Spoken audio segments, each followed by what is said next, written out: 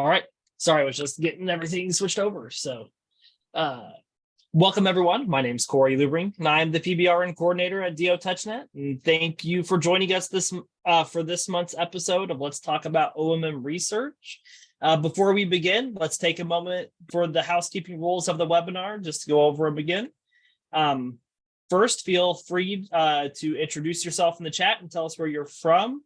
We also invite everyone to turn their cameras on so we can be united as an OMM research community. Second, if you have any technical issues during the webinar, please put a message in the chat. Third, if you have any questions or comments during the presentation, please feel free to type them into the chat and address each other's questions and comments there as well. Also, we will have time for discussion and questions at the end of the presentation. And lastly, please keep in mind that this webinar is being recorded and will be placed on the public DO-Touch.NET YouTube channel. And today is our Let's Talk About OMM Research Network update with Dr. Brian Degenhart and Jane Johnson. So please help us to welcome our presenters. Thanks, Corey. Yeah, thank you, Corey. And what an astounding round of applause from our attendees today. So Ron, do you hear us okay? You're muted right now.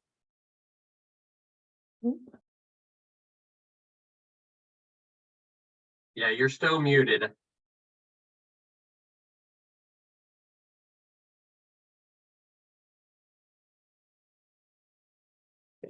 Well, when you get a chance to work out your microphone, just break on in and let us know where you are, because it sure looks a lot better than where any of us are at right now. All right, well, very good. All right, so this month's episode is just our update on our network activities. And so if we can go ahead and move on to our next slide. Today's agenda, we have 4 primary topics. So it gives us a lot of freedom in order to have some discussion.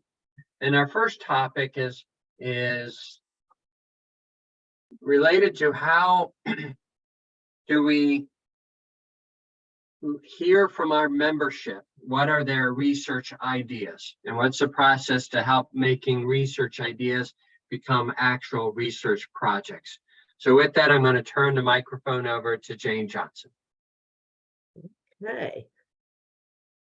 So our process for vetting research ideas. And so in March, our executive committee reviewed our policy for submitting research ideas and proposals to DO-Touch.NET. And so we feel like it's time to get that information out to our membership. And so here we go. We will be sending this out in general to the membership so that everybody can know what they can do to present research ideas to us when they have research ideas. So it is a 2-phase process. Phase 1, it involves a letter of intent, and then phase 2 is a research proposal, and we'll discuss each of those briefly. So I do want you to know that people who have research ideas don't have to be researchers, okay? And that's why we're starting with a letter of intent.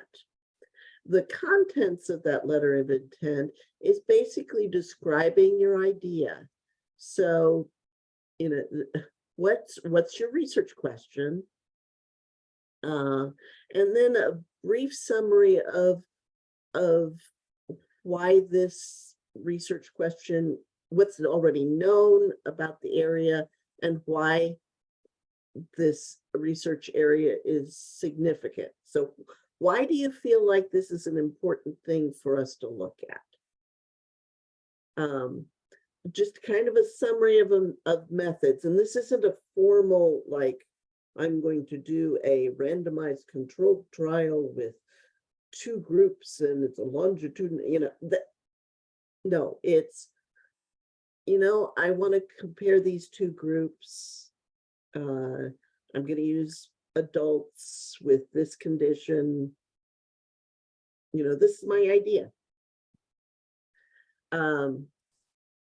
And then how do you see that DO-Touch.NET would be involved with this research study? So what can what do you need DO-Touch.NET to do to help bring forward this research idea? Okay, so with this letter of intent, is submitted to the network associate director, me currently. So the coordinating center will review it, and then the executive, if the coordinating center believes it's something that DO-Touch.NET, that they think DO-Touch.NET should be involved with, then they will forward it to the executive committee, who will then review and approve it, or vote on approving it. If the executive committee feels like the researcher or research team could use a research mentor, they could choose to assign a research mentor. Or if the research team wants a research mentor, then we would have research mentors available. They could request one. So that then any letter of intent that has been reviewed will then go through the more formal research proposal process. And this is designed to lay out the study and what's going to happen during the study. It starts out with a brief description. We're calling it an implementation plan, and this would describe the roles and responsibilities for the research, for the conduct of the researcher. So who's the principal investigator, who's the research team, and what will they be responsible for? What will DO-Touch.NET be responsible for? And this is just a proposal at the beginning, just so we have information about who's involved and what they're doing. Then there will be an initial project meeting, and probably more than that, but the initial project meeting is going to involve the coordinating center meeting with the research team, and if they have a research mentor, involving them in the process as well. And this initial project meeting and future meetings will work on planning out the research proposal, designing the research study. So, looking at the study design, the timeline, budget, grant proposal development and submission, what's needed for IRB or ethics committee approval, what will DO-Touch.NET's role be, and what resources, DO-Touch.NET resources, does the project need? What are plans for, at the end of data collection, what are plans for dissemination of the research results, and what are plans for future studies? When this research proposal is finalized, it would be submitted to the network associate director. That would be if you're applying for a grant, it would need to be submitted to DO-Touch.NET a minimum of 8 weeks before the grant deadline, because we have to review it. Not only does the DO-Touch.NET Coordinating Center and Executive Committee need to review the proposal and vote on approval, but also at A.T. Still University, we have a process where our sponsored programs department would need to review it. We would need to develop a memorandum of understanding. And so that has to go through, those administrative official channels. But that's the basic idea on the research, vetting a research idea. And this second phase sounds a little intimidating, but I'd like you to remember that it involves a mentoring if that's needed, if you need that. So any questions on that?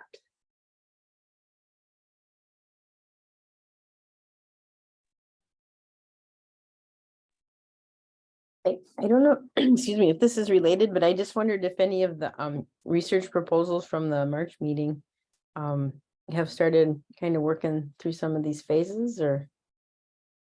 We'll have an update on that shortly, Amy. Okay, sorry about that. I apologize. No, that's wonderful. We're on the right track. Bill, you had your hand up? Yes, so this is the research for the practice-based research network exclusively, or are there going to be other types of research considered? This is a process for anyone who wants to use the resources of DO-Touch.NET to conduct a research study. And would that spill over to advancing skills in osteopathy? So part of that program has been used to help advance, once again, the skills of membership. And that is considered one of the potential membership values, is to be able to have easier access to have that type of training. So there, once again, this would be something that we would want somebody to lay out in their phase one, kind of what their idea was and what aspect of resources, whether it's working at a patient's offices, which would be our primary goal for research. But if it meant putting on some programming for DO-Touch members, that would be something that certainly would be considered. Thank you. Yeah, and if you have an idea of the, something to be researched using the data that have been collected previously from DO-Touch.NET members through the Advancing Skills in Osteopathy program, this would be the process for that as well.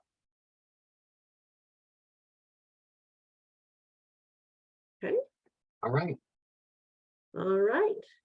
Ron, it's good to have you back. Are you So, excuse me, I was out of town and I just got back on the train. It was a bit late, so I just arrived in my office. Sorry to.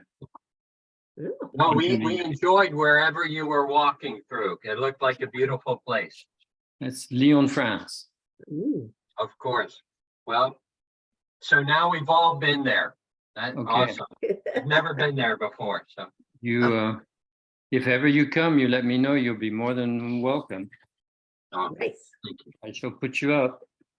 Oh. Well, thank you. So we'll now move on to our next agenda item. And actually, this reinforces what we've already been talking about, because our post-COVID study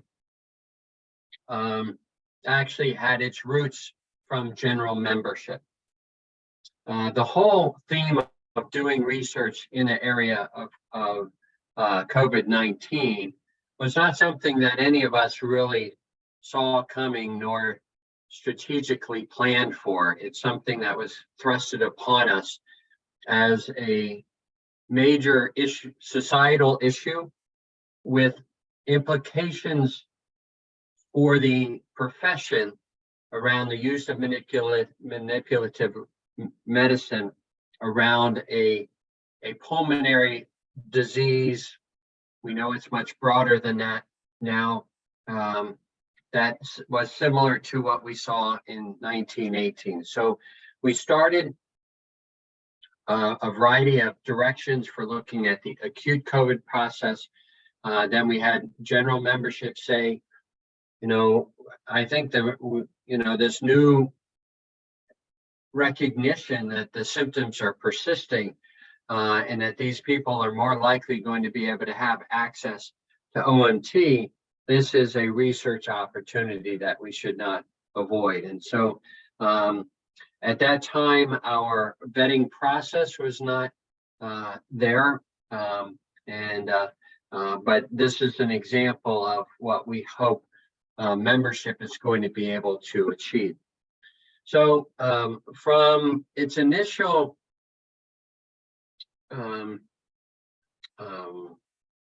offering, or the idea was initially presented, it's been about 1.5 years for us to get from that point to where we are at right now.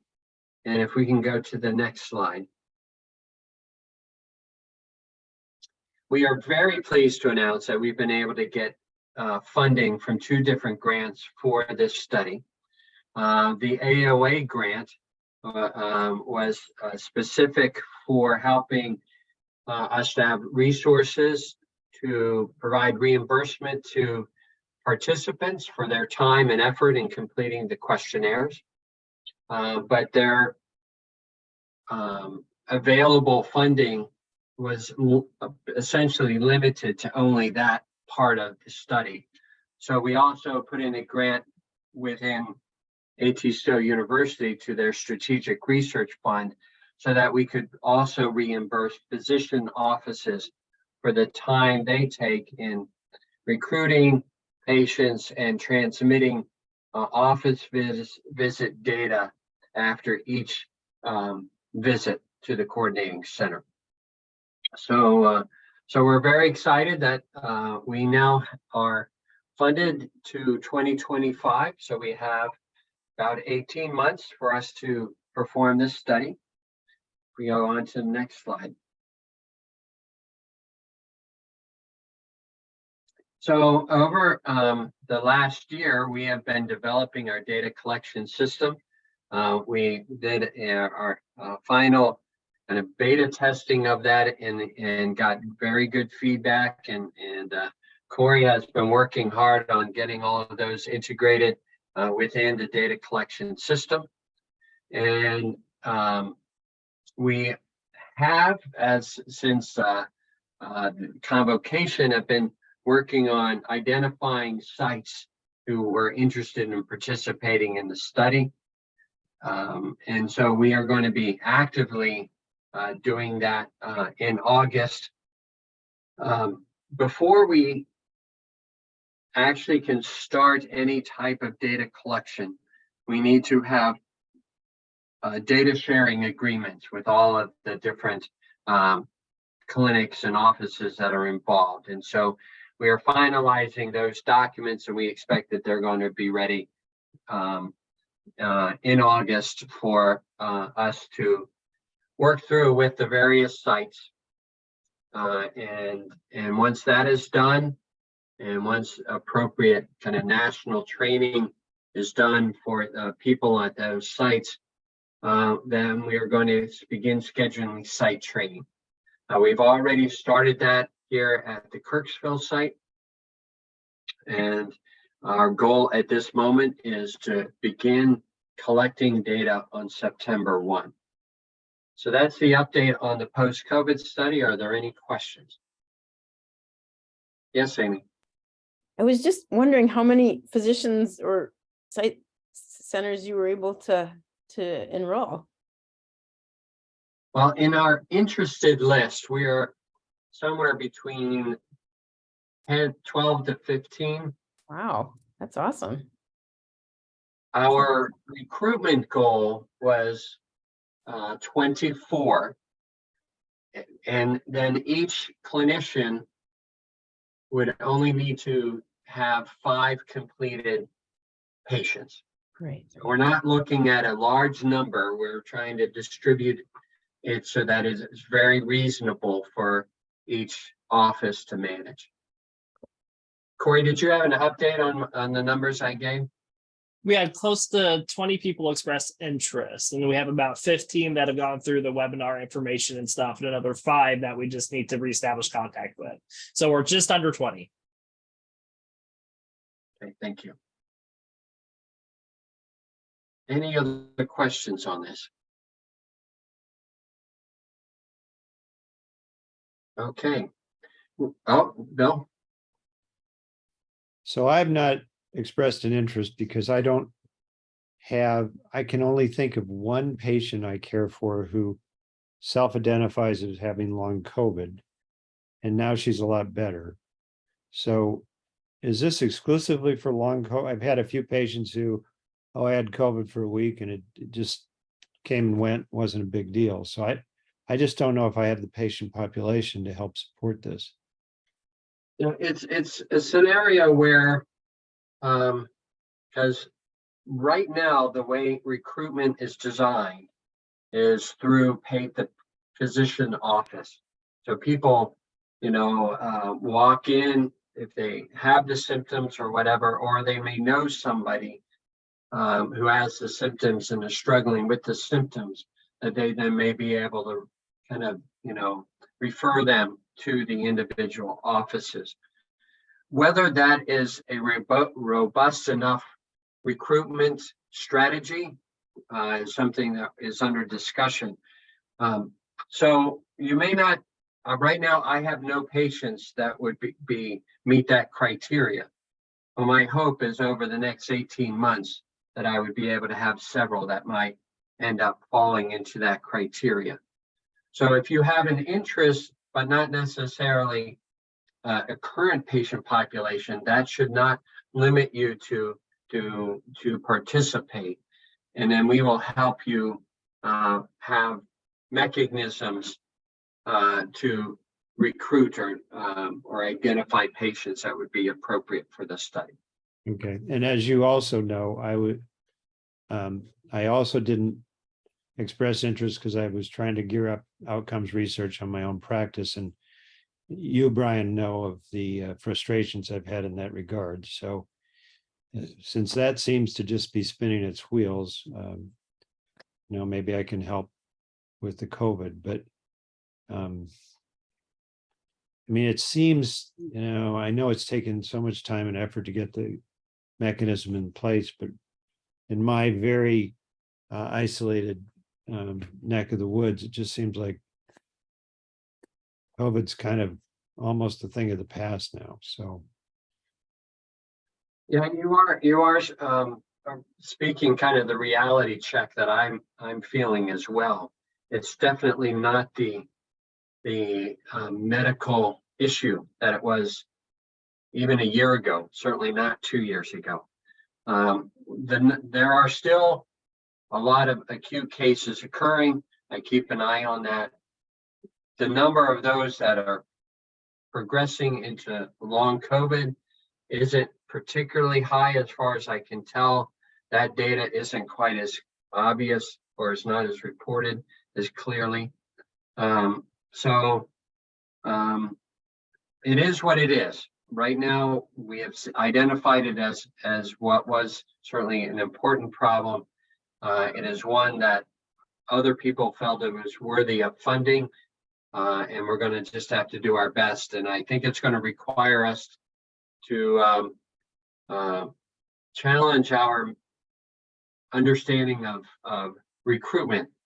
How do we reach out to find the patient population that best fits this study?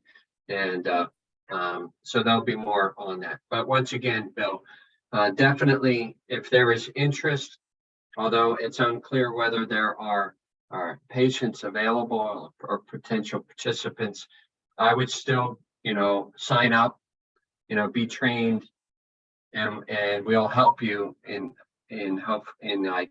getting patients identified.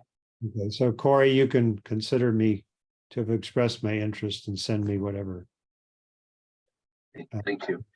Ron, Yes, as I have already expressed, I'm interested, but is it still impossible for the European osteopaths to participate? Jane, You're gonna stick that on me, huh? The issue is that at this time, we don't have the resources to work out the compliance with the Okay. GDPR. Yeah, That's- we've already talked about it, so okay. Yeah. I'm not complaining. I'm not complaining. Yeah. William made a very interesting remark, and I'm not sure if everybody would agree with me, but intuitively, it seems like the post-COVID symptoms regress spontaneously after about 2 years. So we're going to be, if this is true, as I say, this is just an intuition that I have working with my patients. We're going to have less and less patients as time goes by. I'm not sure what you all feel about that.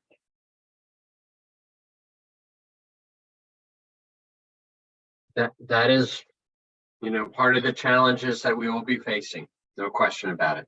So my one patient with which she calls post-COVID, I've kept her going for a couple of years now, but she was also an extreme vegetarian. And all of a sudden, even though I did a whole bunch of new things with her at her last visit, she also started eating fish, and she feels tremendously better. So,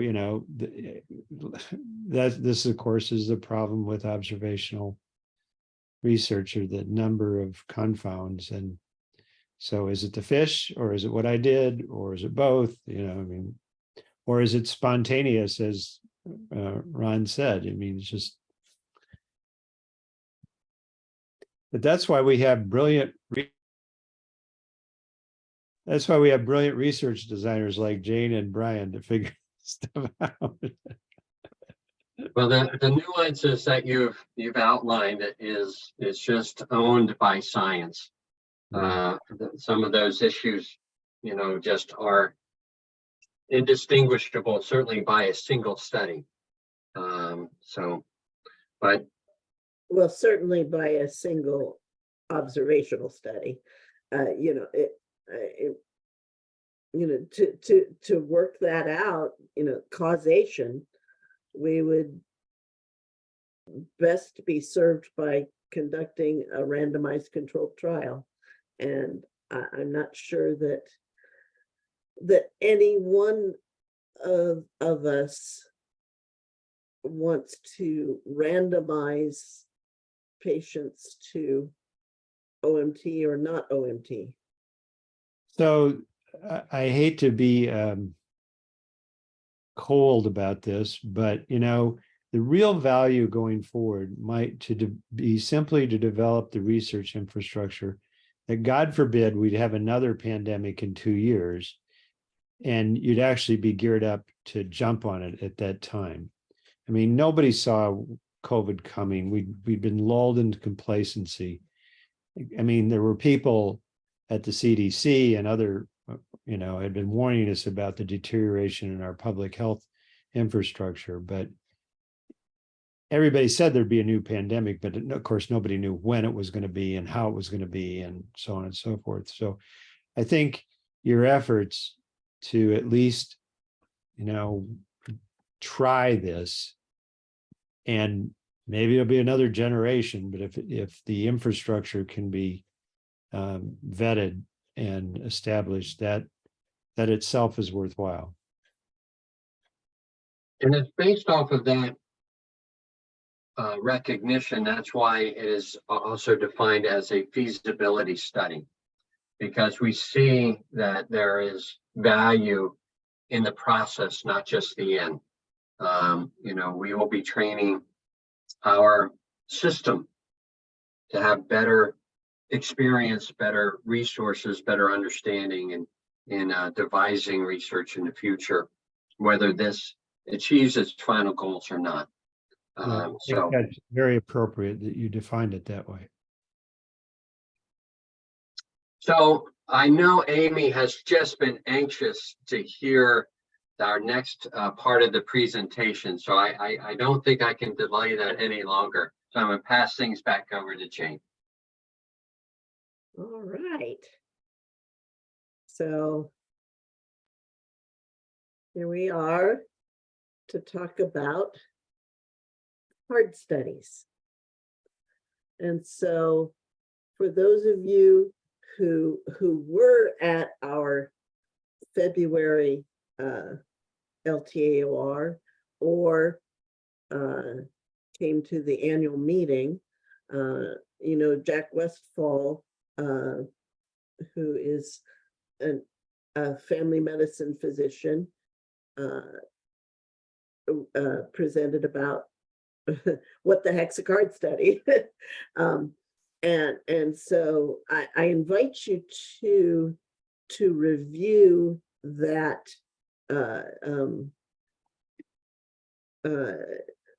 recording, and Corey has put the link to that LTAOR episode in the chat. There's also the QR code here. So this can help you learn about what card studies are. If you're really into learning about them, the details about them, Jack also has a publication. Jack and his colleagues have a publication in the Annals of Family Medicine that it's a straightforward read, and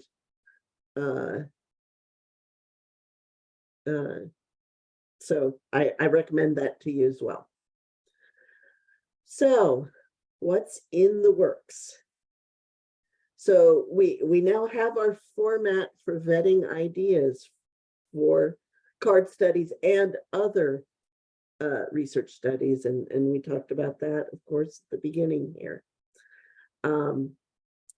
We mentioned Research Mentor, and so DO-Touch.NET now has a contract with Jack Westfall, a consulting contract with him. So he is available to help mentor on card studies. This is for Ronald. We have determined that card studies where the data collection is anonymous, which is different from de-identified. Anonymous being there is no way that we can connect the data that we receive to a particular person. Those studies can be conducted internationally within the bounds of data protection regulations. So the limitation of us not being able to, not having the resources to navigate GDPR, card studies that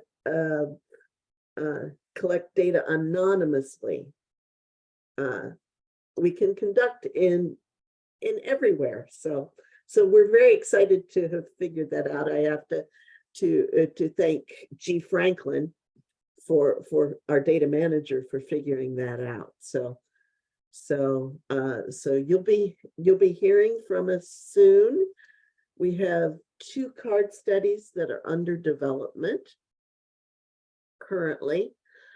One of them is we had in March, in connection with our annual meeting and the AAO convocation, we also held a resident research enrichment program. And the format for that was very similar to our annual meeting, where we discussed ideas for card studies. So Jack Westfall presented at that about what card studies are, and then the attendees, the residents who attended that, came up with some ideas for card studies that could be conducted through DO-Touch.NET. And one of those is strongly under development, and we'll be working with Jack Westfall to flesh out the details on that. Also, we've had what I'm calling a grassroots idea from a DO-Touch.NET affiliate member,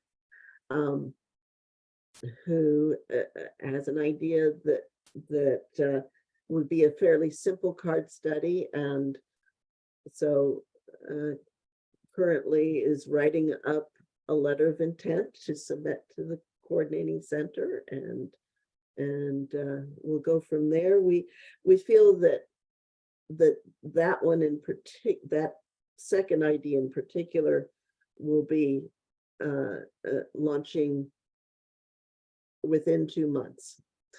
Our plans are to try to conduct a different card study every quarter, so for a year.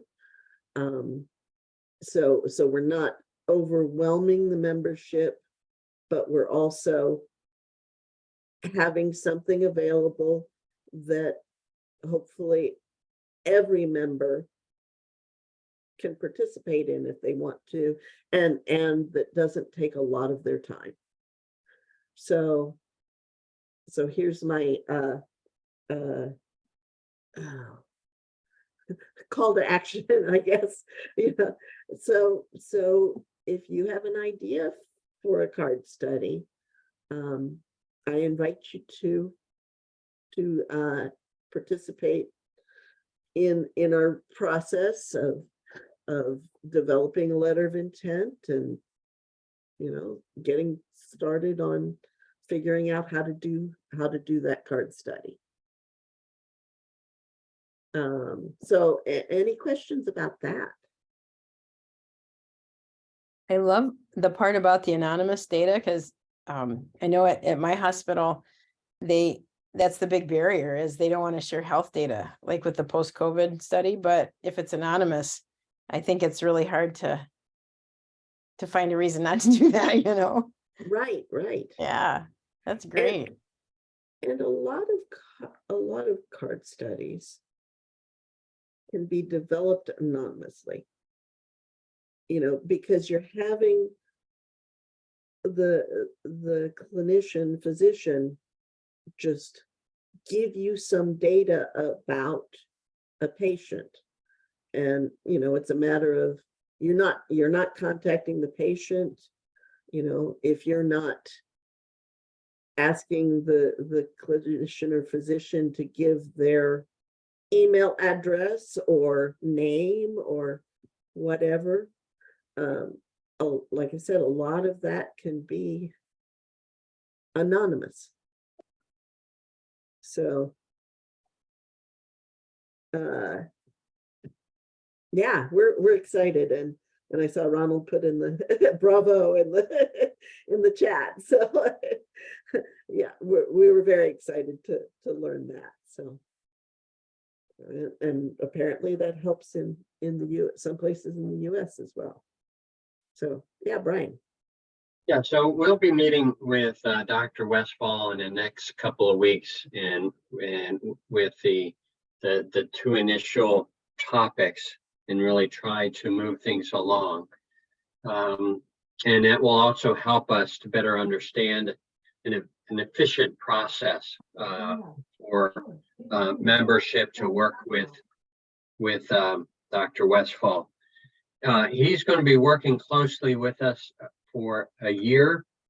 We have contracted for that, particularly for DO-Touch.NET. We are self-funding his role as a consultant.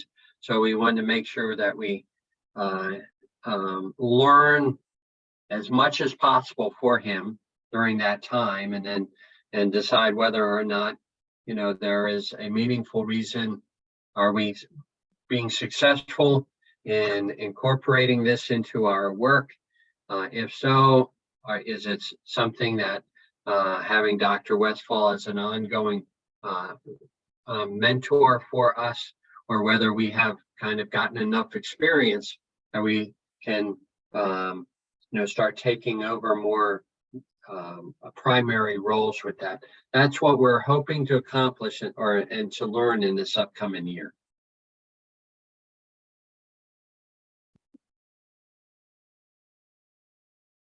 All right, anything else about card studies?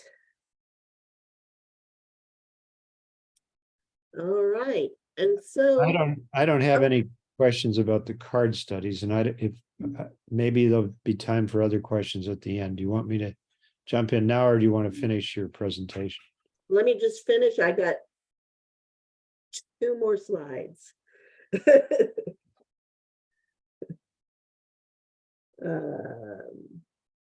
Let me share that screen again. I like being able to see people's faces when we're having a discussion. So, okay. So this is just a kind of a quick what's going on for our 2024 annual meeting. And so we have a title for it, and it is, ta-da, getting back to our grassroots. And so the idea is, We don't mean that- marijuana, do we? that's why it's green grass. You might get better attendance that way, Bill. Well, Hey, Brian. it is in Colorado after all. So, for those who may not know, recreational marijuana use is legal in Colorado for adults. Anyway, getting back to our grassroots is, in order for DO-Touch.NET to be sustained long-term, we need to do a better job of bringing ideas and support from the members rather than from the coordinating center down. And that's going to be our focus for our annual meeting in March. That will be at the Broadmoor in Colorado Springs, Colorado. We will be doing a hybrid meeting again. And so watch for more information. And then this is just our next, let's talk about OMM research, is August 18th, same time. And this will be an educational webinar. Dr. Bill Reed will be talking about neurophysiologic mechanisms of manual therapies. So I invite you to that. Yes, Amy. I just wondered if you guys thought about maybe doing a lecture on the student AAO. They have like their separate lectures track, just to kind of introduce them, to OMM research, and, just to get them thinking about it and start to pull them in maybe that way, just through like a little lecture or something. Yeah, we'll need to contact the AAO to see, where their program is at, who's in charge of kind of pulling it together and so forth. Yeah. Yeah, I'm just it's a great idea. So we'll try to follow up on that. Okay. So just in regards to our next speaker,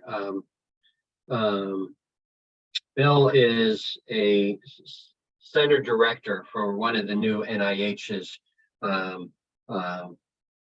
force-based mechanism research centers. He has been a prolific researcher within the field of manual therapies, and he had been a presenter and a participant in the ICMT conference for those who had been involved in that a year ago. I can guarantee you that his information, every time I hear it, blows my mind as to how far science and basic science has come in delineating out aspects of manual therapies. So I would strongly recommend letting people know about this speaker, because he is going to be presenting content that would typically not be heard in this field within the osteopathic profession, but is extraordinarily relevant to the work that we do.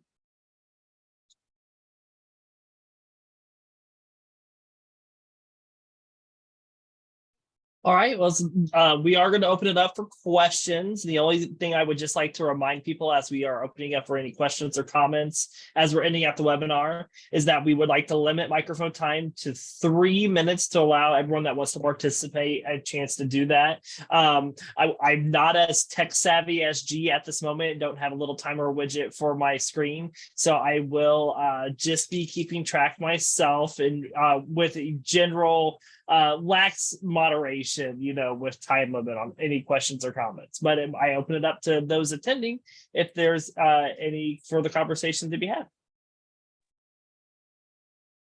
I have a couple questions. What's the status of what we used to call Osprey? And I think you've changed the name on that.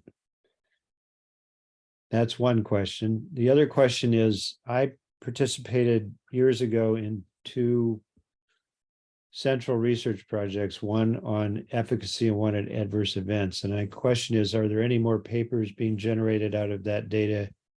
And are you going to be asking me to help you with any of that?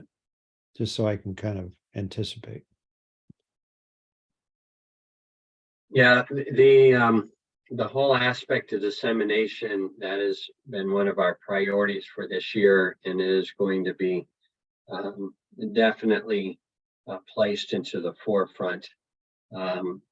So we are not close to being done in publishing or disseminating information from the work that we have already done as DO-Touch.NET. So there is opportunity for you and any member within the DO-Touch.NET group who is interested in helping, with the analysis and the writing up of papers to participate in this role. So, more stay tuned. There'll be definitely opportunities to participate on that level. Okay. Well, I'm happy to support. I've got a huge project of my own. It's called book number 2. But, with your guidance, I'm more than happy to contribute. Yeah, I just, as a side note, is that I feel I have a better understanding what pregnancy is all about, having worked with ICMT and a recent chapter for the Foundation's text. And I can't even imagine what a book is like, because that's,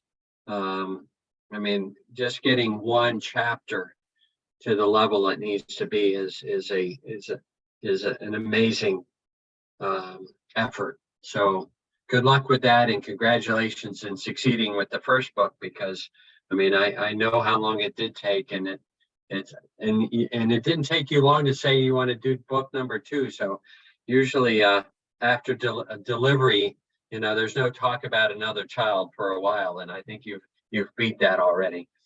Well, unlike pregnancy, there's a different type. Well, I guess for women too, there are certain bio clocks that are ticking.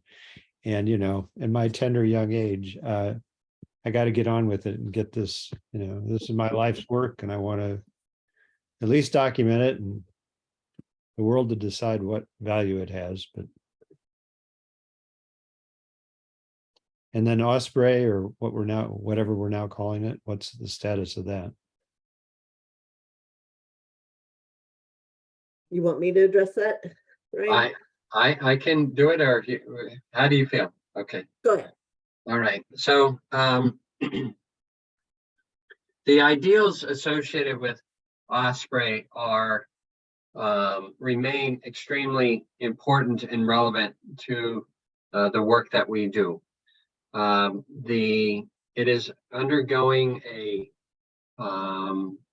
reevaluation in regards to the work that has already been done, and there's been an extensive amount of work that can be done, that has been done, versus what is going to be required in order to actually deliver it on the scope that we had intended. With EMRs, with changes in privacy laws, with trying to manage other aspects within DO-Touch.NET. Right now, as I said, it's being reevaluated at a high level within the university to kind of really determine, what level of resources is necessary to actually meet the objectives, and whether those levels of resources are realistic with what we have available. Jane, is there anything you want to add to that? No, I think you summarized it well. Thanks.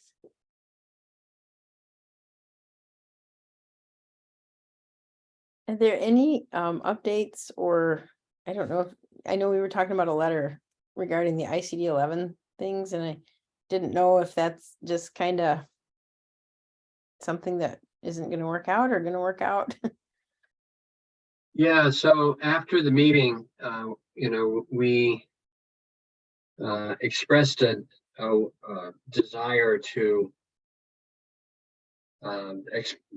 formally express concerns about where ICD-11 is going in regards to coding with somatic dysfunction. There were two people within the profession that had actual insights in regards to what was happening, what was not happening, what the implications of that for the profession are. And we had requested, because one of them actually was the person who brought this issue up at the annual meeting, to advise us on the details that we need in order to be able to publicly make a stand. And we've gotten no input from that level.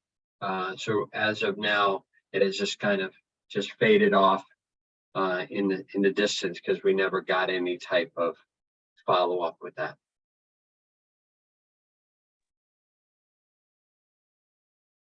I think that probably needs to be our last question. And so, Corey, I'll let you close this out. Yep. So our live discussion time is up. So don't forget that this webinar recording will be placed on the DO-Touch.NET YouTube channel, where we can continue any discussion that we want to have.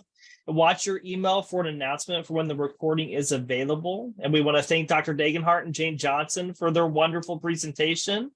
And our next episode of Let's Talk About OMM Research will be an educational webinar on August 18th with Dr. William Reed on neurophysiologic mechanisms of manual therapies. So we'll look forward to seeing everyone then. Be sure to spread the word. I want to thank everyone for the good discussion as well. Thank you. Goodbye. Thanks. Thank you. Thank you.